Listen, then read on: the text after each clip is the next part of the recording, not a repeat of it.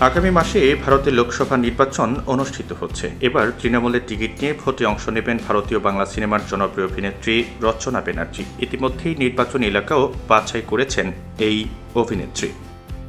এবছর লোকসভা নির্বাচনে রচনা জোড়াফুল প্রতীকে লড়ছেন হুগলি থেকে। দিদি নম্বর 1-এর জন্য জনপ্রিয় এই তারকাকে নিয়ে শুরু থেকেই আলোচনা চলছে পুরোদমে। এবার রচনার সম্পত্তির পরিমাণ প্রকাশ্যে এসেছে।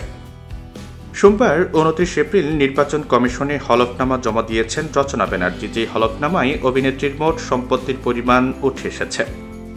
হলফনামার তথ্য বলছে যে 2022-2023 অর্থ বছরে রচনার আয়ের পরিমাণ 3,11,22,080 টাকা। তার স্বামীর আয়ের পরিমাণ 2,39,000 টাকা। চলতি মাসের 29 এপ্রিল পর্যন্ত রচনার হাতে নগদ টাকা রয়েছে মাত্র 1.5 লাখ।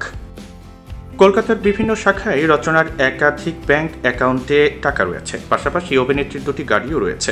2019 সালে কেনা একটি গাড়ির দাম 8,63,000 টাকা। 2022 সালে কেনা আরও একটি গাড়ির দাম 11,19,900 টাকা।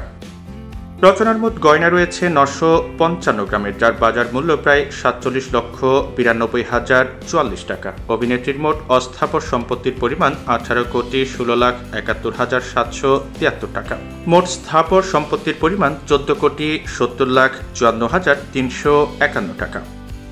রচনার শিক্ষাগত যোগ্যতা 1992 সালে ন্যাশনাল গার্লস হাই স্কুল থেকে উচ্চ মাধ্যমিক পাশ করেন অভিনেত্রী। এরপরই পা রাখেন সিনেমার দুনিয়ায়। একের পর এক ছবিতে অভিনয় করে নিজেকে প্রতিষ্ঠিত করেন টলিউডে।